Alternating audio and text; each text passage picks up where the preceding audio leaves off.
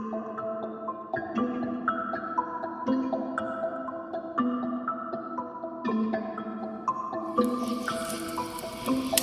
right, hello, and welcome everybody to Outdoor Asylum. We're coming at you from the Elite Duck Call Shop as always. Glad that you joined us. I am here with producer Jake Seipert and also here with Bryan Shanks, my co-host. Before we get into this, guys, make sure to like and subscribe. Remember, every time that you hit that like button, we have a little baby duckling that is born, hatched up there in Canada, going to turn into a beautiful mallard drake. If you subscribe, we have a cute little Bambi baby deer that's born that's going to turn into a trophy buck at some point. So if you'll hit all those, that would really help us out a lot. We really appreciate it. Also share this, share this with your friends. Our motto here is if you like this podcast, you enjoy what we're doing, please share it with your friends. If you don't like it, share it with an enemy. Just please share this thing with somebody. We got to get a bigger audience going here. So help us out there. We really appreciate it. So Bryan, what's been going on, man? Man, just winding down. Been a great couple of weeks. Fixing to cruise into vacation next week. Vacation next week. Yes. What's going on here? Now, your beard, you've always had a very long beard. Your beard is a little bit shorter than usual. What happened there? It's ever evolving, man. Ever evolving. Now, I'm trying to grow massive Viking beard status, and I had to level it all off and start over because, my wife's a hairdresser, and sometimes she nicks a little too much. So what'd you do with the rest of it? Does that go to like Locks of Love or something, or what happened? We donated. Somewhere out there's a man with a patchy, less manly beard who gets my contributions. I can't really grow a good beard. I could use that. I wish you'd have talked to me before you donated it to them because I could have been the beneficiary of that. I could grow a pretty good goatee, but right through here, I don't have a good beard. Kind of all white trashy like? Yeah, exactly. Yeah. Exactly. I could grow a wicked soul patch if I wanted to. And the hair on top of my head keeps getting thinner and thinner. I could probably piece that in anywhere. So next time you do that, let me know. Gotcha. Help me out. So today, Bryan and I had talking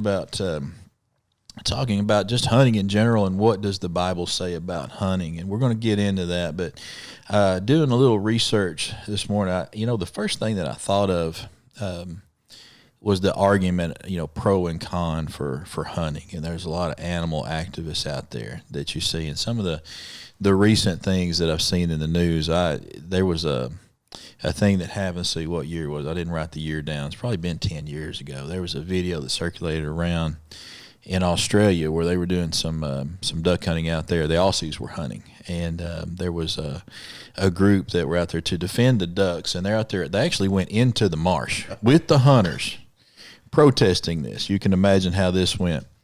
And all of a sudden, you're watching the video, you're seeing the news report, and then they're bringing this lady out, this red-headed lady who looked very much like a animal rights activist, being taken out of there. She had been shot in the face. Oh, wow. Yeah, and don't laugh. That's not funny, man. When somebody gets shot in the face, it's very inappropriate. It was just a nervous laugh. You didn't really mean that. Okay, yeah. When I saw it after I laughed for about 15 minutes, I thought, wait a minute, Brad. It's not funny. We shouldn't laugh that someone actually got shot in the face. But I did chuckle. I confessed, but I did chuckle a little bit at first. Apparently, there was a low-flying duck.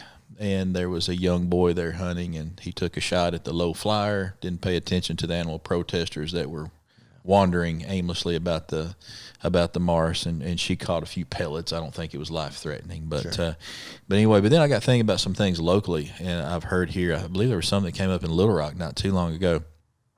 Geese have become a real pest, two different species in different ways. I don't know if you've seen any of this, but Canada geese have become, we've taken a wild animal, and through feeding it and making it comfortable among humans, we've kind of domesticated to a degree a lot of these Canada geese, and you see them around golf courses primarily, things like that. I know when we've traveled up some of the northern states, I mean, in Arkansas, we don't get a lot of Canadas here, and the ones we see are pretty much residents that have stayed here full time. They've become a lot like pets. But up north, you will see geese, in the parking lots walking around. You'll see them in the median when you're driving, just walking around and crapping all over everything. And that's what these golf courses, they talk about what a mess they make on the golf courses, literally. Learned something I didn't know about a Canada goose. it said, I was reading an article this morning, it said Canada goose, they produce daily 1 pound of crap per day. Yeah. You've heard the expression crap through a goose, right? Yeah. 1 pound a day over a whole day. So can you imagine a golf where you got 500 geese? Well, you got quarter ton here. So it really is a menace. So a lot of times what people want to do, the solution, they say, they want to send hunters out there, let them thin the geese down. But then you get into problems with, that is just too cruel to this goose. Yeah. You can't do that, and you get a big fight going, especially in the urban areas where you get a few more liberal minds that are not used to hunting like we are. So a little bit more of a problem with that. So I was thinking about that, and also we have snow geese. Snow geese have not been domesticated like that, or surely not to that degree.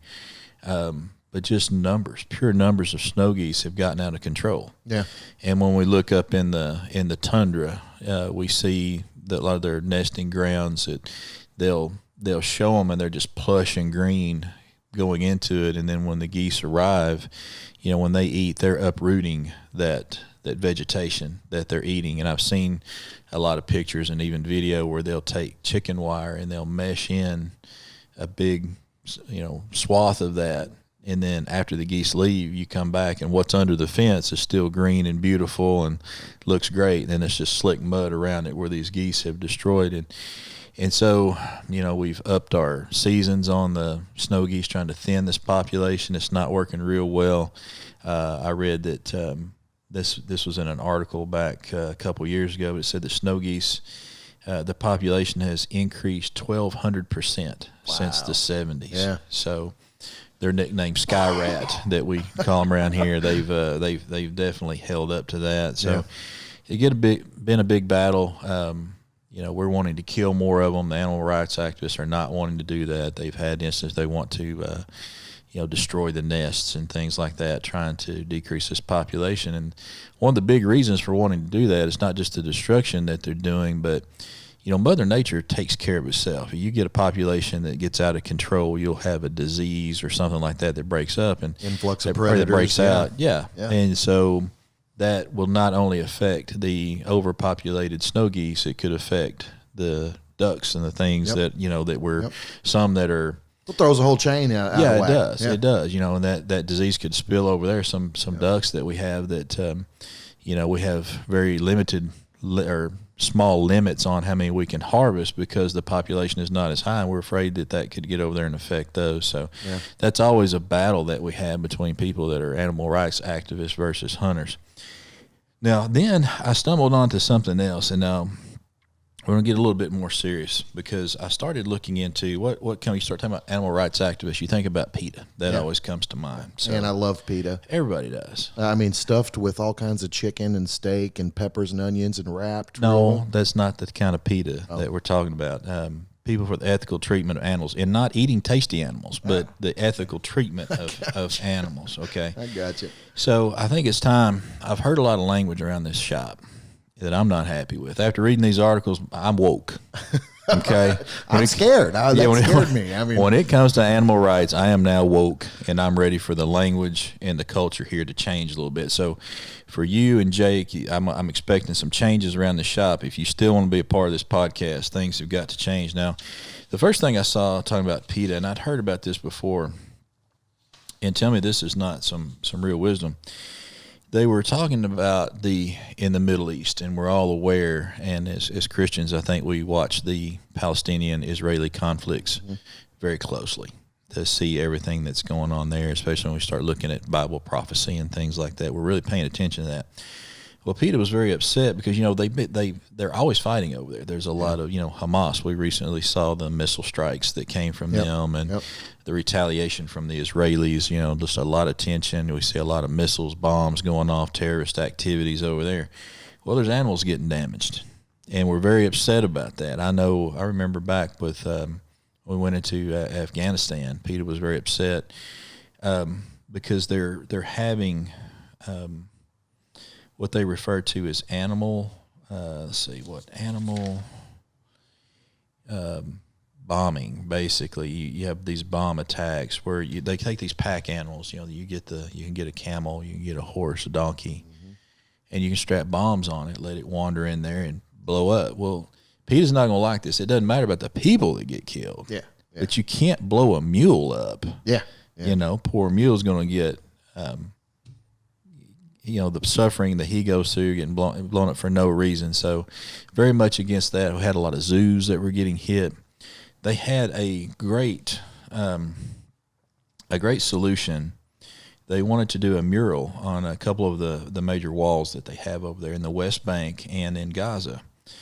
And one of the slogans under one of the murals on one side of the wall, they want to give peas a chance. Do you like peas? Have you ever given peas a chance? No. I don't like peas either. No. Not my favorite. No, I'm not ever going to a nursing home because I think they serve peas with every meal. So yeah, I can't do the nursing home. Also, on the other side of the wall, they wanted a mural that said "Nonviolence begins on your plate." So go vegetarian. So this is, I think this could bring peace in the Middle East if we do something like this. They'll quit eating meat. Look at those. I think I'll go vegetarian, less animal damage. I think we'll have peace in the Middle East. I also saw where they had compared chickens, the suffering of chickens, to Holocaust victims. Oh, wow. Yeah, that's over the top, man. Yeah. All right, now we're going to get into some real things here too. There's some language issues. There's a new term that I learned that PETA had announced. This is from a publication of theirs, January the 26th, 2021. There is now a thing called speciesism. Okay? I think speciesism will go right along with a little bit of human supremacy that might be going on. And I don't want a culture of human supremacy regarding animals in this shop anymore. I know it's a duck call shop, but still, we're going to have to get it together. So I mean, you're saying that between two departed friends here. I know. I don't know what we're going to do. I had to talk to Jake to get his deer heads out here. I don't know what else we're going to put back here. Maria says she thinks it's funny for the viewers here because this one is staring right into the camera. You're kind of waiting for this guy to say something to you whenever you're watching. Yeah. We need to rig that up where maybe he could chime in from time to time. But anyway, we got some hate speech. There's some hate speech going on, Bryan. Yeah. People are using animals to describe other certain feelings here, and this is very offensive to these animals. So don't use the word chicken when you're referring to a person. Do not call someone chicken anymore, okay? And they gave the preferred adjective here would be coward. So I don't want to hear anybody, Jake, listen, pay attention. He's over on his phone. Pay attention. I don't want to hear this anymore. There's a lot of, I got it's a learning environment. I got a long list of stuff here for the viewers too. Can't call people chicken? No. Coward is what we're going to go with. We're not going to call anybody a rat. We're going to call them a snitch. But snitches get stitches. Yeah. I don't know if that's safe either. No, well, it doesn't matter about you. It's you can get stitches, but I'm humbled. This poor rat does not need to be looked at in a negative light. Snake is a jerk, but we're not going to call people snakes around here. It's a jerk from now on. Pig. Your wife's calling me this a few times. Just so you know. She learned it at home. We're going with repulsive. We're not going to use the word pig. And sloth is an insult to a sloth. Lazy is what we're going to go with. Also, there's some phrases that we use occasionally in the English language. I don't want to hear any more of this. Have you ever talked about you kill two birds with one stone? Oh, yeah. Think about that for that poor bird. Okay? Yeah. They prefer, you would say something like you could feed two birds with one scone. I learned not long ago the scone. I had one of those. They're actually pretty good. A little pastry. From the coffee shop over there? Yeah, that newer one. Yeah, pretty good. So we don't want to kill two birds. We could feed two birds with one scone, not but kill two with one stone. Also, nobody wants to be the guinea pig. I've heard that a lot with the COVID vaccine. Nobody wants to be a guinea pig, but we're not going to offend any guinea pigs. So the test tube. From now on, tube? yeah. Don't be the test tube, but don't say that about the guinea pig. Also, here's one that's very close to my heart. I've heard beat a dead horse. I mean, that is really cruel. The horse is you're beating a dead horse. That is really not very, very nice. You need to, if you want to talk about something being repetitive, you could be feeding a fed horse. Don't feed a fed horse. That's close to me. I had equine obesity is serious in this country. Yeah, it is. Yeah, and anorexia. I see some with ribs out in the pasture, and I see some that look like me, a little overfed. I had a professor in school before I started doing the duck call thing. I was a physical therapist, and I had one professor that got really mad at us during the middle of class, and she had a lisp.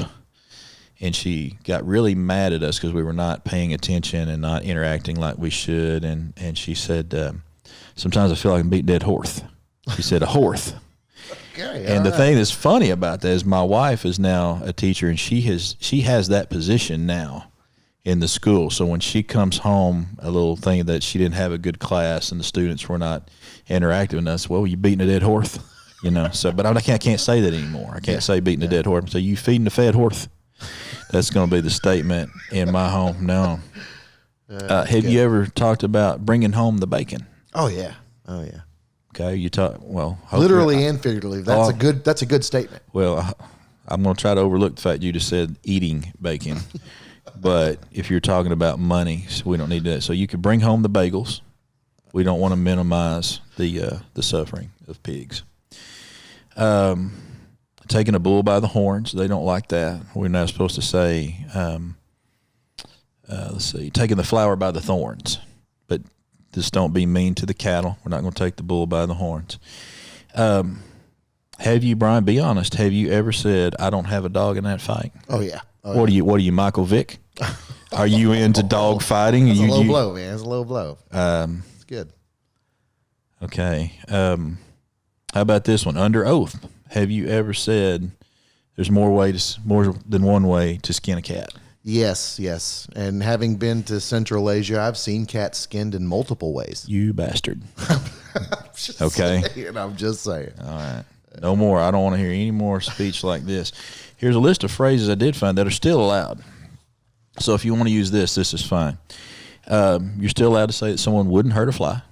Okay. All right. So no problem with that. Just like Jake. Somebody asked me about Jake. Man, Jake wouldn't hurt a fly. He'd kill a deer, but he wouldn't. Yeah. Let sleeping dogs lie, which is only considered. Don't wake them up. They're sleeping. They need to rest. And we can watch animal abusers like a hawk. Yeah. That's fine. Okay. We can talk like that. And the elephant in the room is still allowed. Nothing really bad about that. Now, we're going to have to even take this a step further. I was surprised. I wasn't surprised to read this. But we need to start watching our animal pronouns. Oh, goodness. All right. This list is getting pretty steep. Yeah. There are some preferred pronouns that we have. So never, ever refer to an animal as an it, because they are not an inanimate object. They have feelings.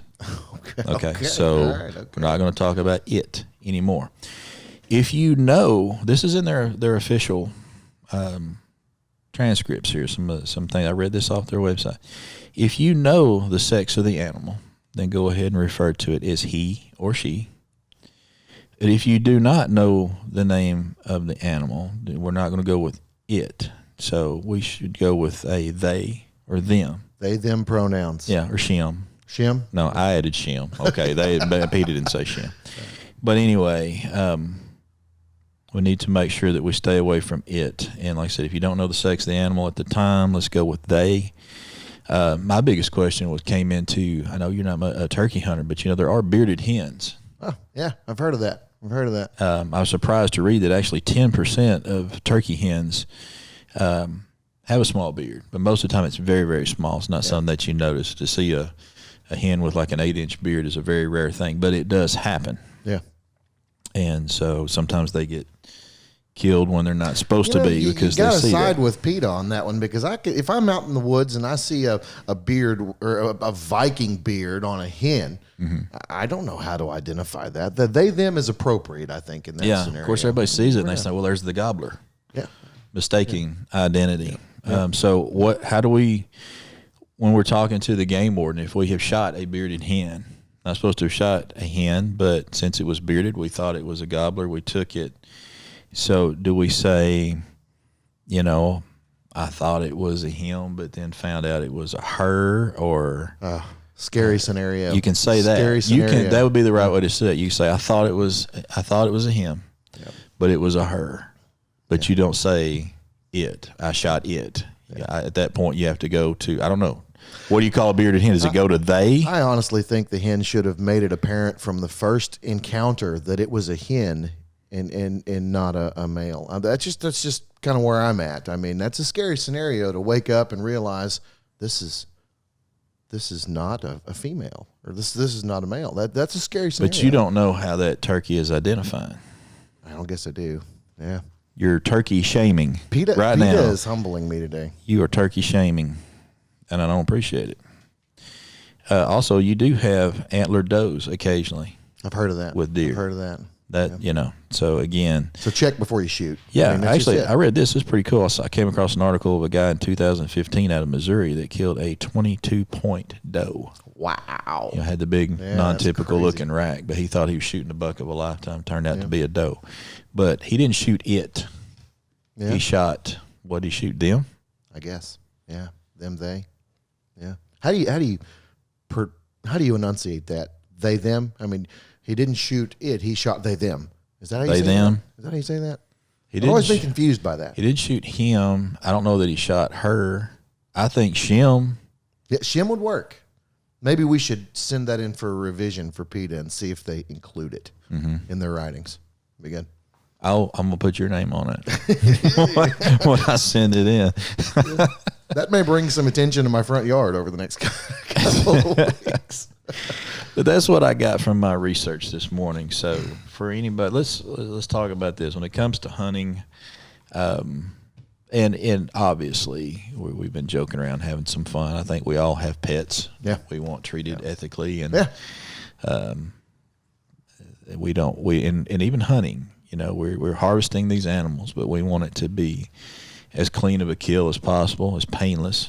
Yeah. We do respect the animals that we're hunting, and all jokes aside, we want a good ethical kill, and we want to treat the animal with respect. Make sure that when we harvest an animal, that it's going to be dressed and processed properly, and it's going to be food on the table. It's going to give nourishment to us. So.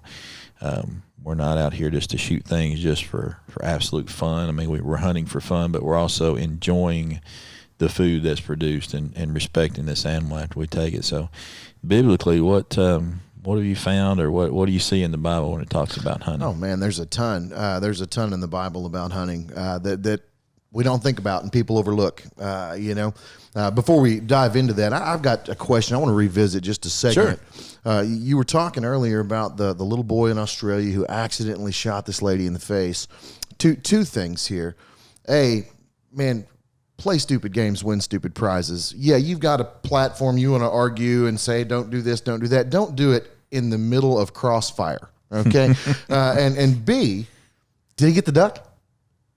I didn't say in the article. I didn't say. I'd love to see that one mounted. That. I'd love to see that one done up, man. Yeah, send that one to taxidermy. That's a good one. That's a keeper.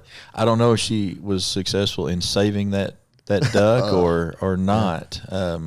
Or that duck may have been confiscated for the upcoming trial. I don't know. Well, in Australia is I don't know their political persuasions there, but I know if that happened in America, man, the woman would have come out on a stretcher and the duck probably on a stretcher next to her. So, that's kind of how. One thing I know about Australia, I've never been there. Would love to see it. I know they got some very deadly animals over there. Yes. Man, they got some very poisonous snakes over there, and it's kind of like, what did crocodile say about they have a spider, is it the fallow web spider? So it could kill a man in 8 seconds just by looking at him. Yeah.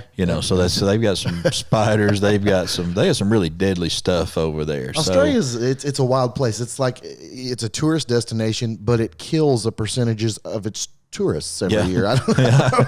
What's the lure there? I don't understand. But all that aside, man, I mean, good stuff. And you know, all the jokes and all the good stuff that we just hammered out, that's great. But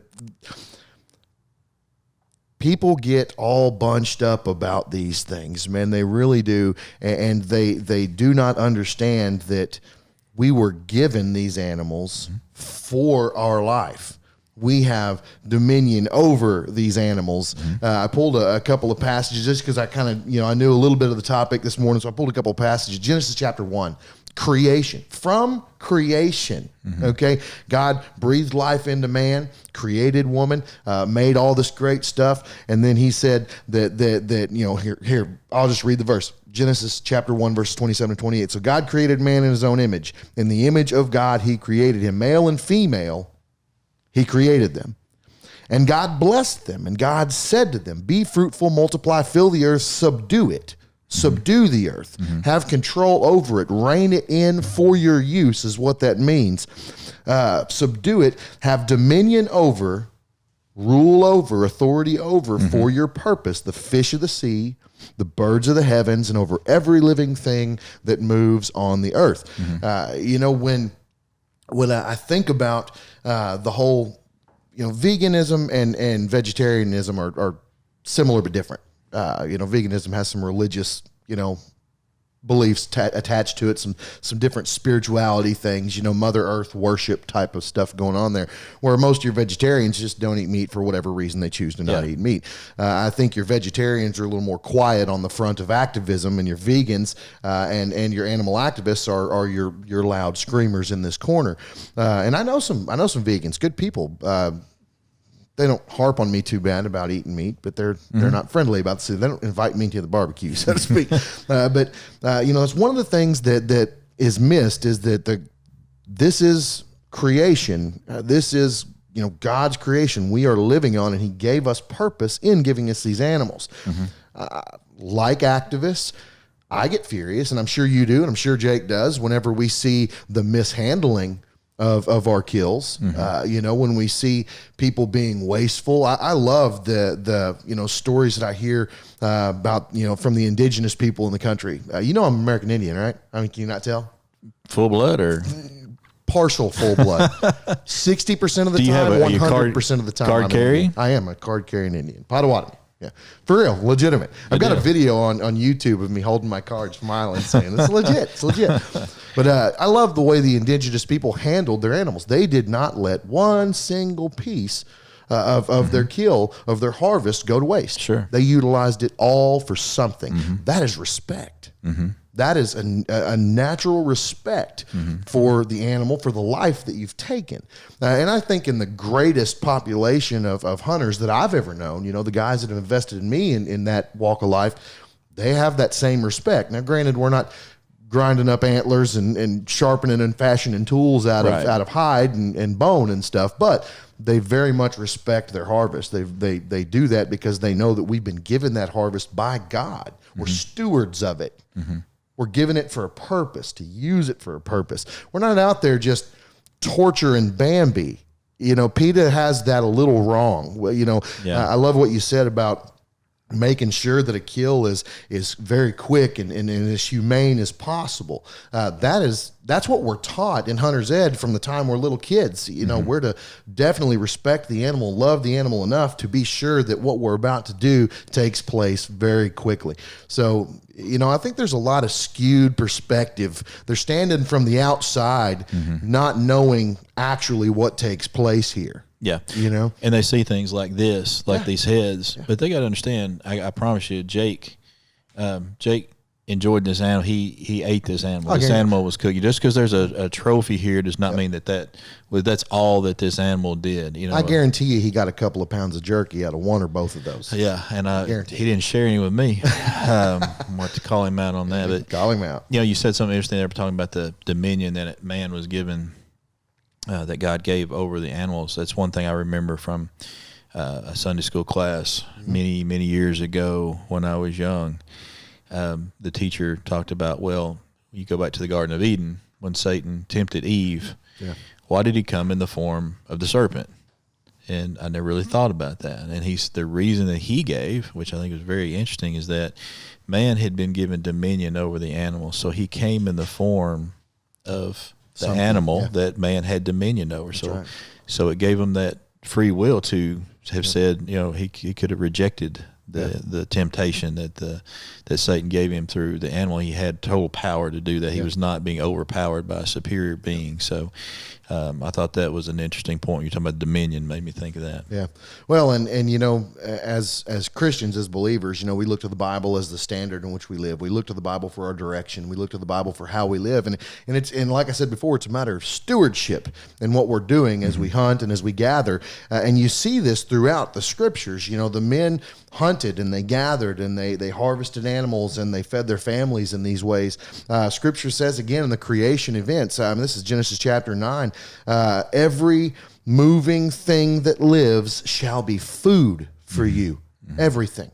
God gave that to us for us. And you talked about the domestication of some of these different, geese, and how now there's a big problem. Well, what happens is we don't steward these animals appropriately, right. And then all of a sudden we've got an invasive species, or we've got an issue. Right. That's why there are regulations and limits on hunts. The population of deer, dips and ebbs and flows, and we follow that every 5, 10 years, 15 years, whatever. You might see a change in some of the regulations on number of, your bag limits, things like that. Dove was a huge issue 50, 60, 70 years ago. They were horribly invasive, and they gave us great limits and turned it into a really fun sport. And man, I'm gonna tell you, my wife can do some amazing thing with dove breast. She can cook it up, buddy. I'm telling you. So when we go hunting this year, we're gonna have her cook it up. Yeah, I'm motivated now. Good stuff. Yeah, motivation. That's good stuff. But that's it. Every moving thing, everything that lives on this earth shall be food for us. And the Bible says food. It doesn't say your buddy, your pet. We're not domesticating and naming every wild beast in the field. They're to be food. I see domestication of animals really nowhere in Scripture. I see the use of animals. Now I have dogs. I have a domesticated, couple of pets in my house. I love them. They're my dogs. They're good dogs. They're treated probably just as good or better than me and my kids in some instances. I get booted out of the bed most nights by a boxer. I mean, that's usually how by a boxer, you're not talking about Mike Tyson. You're talking about the dog. Okay. That's right. So the dog. So, but it is about stewardship. It's about stewardship. We're given it for a reason. And stewardship means to use, not to hoard away or not to protect or grow. It means to utilize. So we're giving them to utilize. Yeah. And when it comes to conservation, man, the hunters are the biggest conservationists out there. In addition to what you mentioned, I know hunters, if we see a population getting low, just like you said, changing the laws, we're all for it. Sure. One species of duck is getting not as many. We want the limit to be, much less, or even, hey, let's don't hunt these ducks for a few years, see if we can get a little bit of a comeback. Sure. Hunters are the first one to do that. They respect the animals more. And then, the licenses that we buy. Yeah. And like with ducks, we have to buy a stamp, say federal and a state stamp. And those are, those monies are going to, protect the ducks and help their habitat and different things. Then we have organizations like Ducks Unlimited, Delta Waterfowl, that are, preserving the Canadian territory or some of the northern states where there's a lot of the nesting, up in the Dakotas and different areas where there's a lot of the nesting going on. So, among other things that those two organizations do. And those are hunters that are just coming together, donating money, helping out like that. And just about any animal that we hunt is going to have, the Elk Foundation, NWTF for turkey hunt, everything that we hunt, there is a foundation. And it's the hunters that are watching those populations, that the biologists are watching and taking the feedback from them, as you said, with our seasons and everything that we do. So hunters, even though we're harvesting the animals, I think they're the biggest conservationists on earth. Oh yeah, totally agree, man. I totally agree. You think about the mass number of people, and just in this state alone, that buy a hunting license, that go out into the field and go out into the woods and they harvest their animals. And you think about those numbers, okay? And then you look at the damage that was left in the woods, and it's none. There's Right. none. You don't see litter. You don't see garbage. You see them conserving and caring for the area that they've been blessed to go and hunt in. And I'm going to throw this out there, and this is not a knock against pride. That's another podcast. We'll talk about that later. But we looked at an article the other day about a pride gathering in Minnesota. And it was huge. There were, 10,000 people that crowded this little town. And when they left, the churches were the people who were walking around picking up the thousands of pounds of litter and garbage. Yeah. Okay. Now, that's not one over the other. That's not me bashing pride. That's just me saying your hunters, in the great numbers in which they hunt, leave zero damage. But the ones who shout the loudest from the sidelines that they're murderers and that they're this or that are the ones who will trash a town and leave it, in a destructive way. So that's an important fact, and these are facts. Yeah. I'm not talking about feelings. I try not to talk about feelings when I get into some of those situations because I get a little edgy. But it's tough, man. It really is. And I'm back to it. I believe God gave us dominion over it. God calls it to be food for us. From the very beginning of biblical writings, we see hunters, gatherers. Peter, in the book of Acts, he was in a period of rest, and the scripture says in Acts chapter 10, and a voice came to him, Peter, rise, kill, and eat. He was called to go hunt. It's a form of sustenance. That's what we do with it. Disciples were fishermen, and I Yeah. was watching the latest episode of The Chosen last night. I've really gotten addicted to that show. We'll talk about that some other time as well, but I love that show. And as one thing, food was getting a little tight for them, and at one point, he sent them out to do some fishing, for them to eat the fish. So, man, it's I don't know, it just seems like such a natural thing. Like you said, we've been given dominion, and that's what we're supposed to do: rise, kill, and eat. Another hunter that was mentioned in the Bible. Do you know much about Nimrod? Yeah. I've been called Nimrod quite a few times. You look it up in the Bible, it says he's a mighty hunter. Yep. But I don't know a lot more about Nimrod. Heard a few things, but anyway. Yeah, there's a couple of good stories there. Yeah. So if anybody calls you, all the listeners, if you're ever called a Nimrod, just thank you, baby. Yeah, it's a compliment. Next time your wife says that, just thank you, baby. Yeah. I am a mighty hunter. She knows better.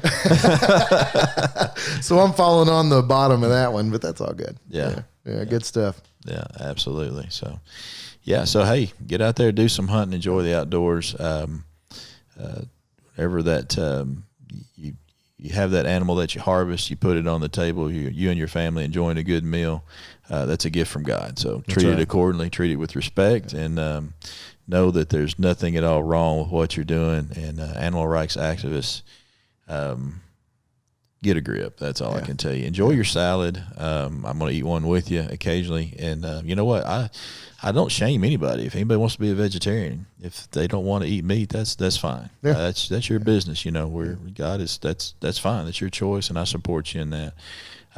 But don't be getting on my case if I want to. If I want to eat some dove with you after Maria fixes us some up here. We're gonna do it. Yeah. I'm ready. I'm ready.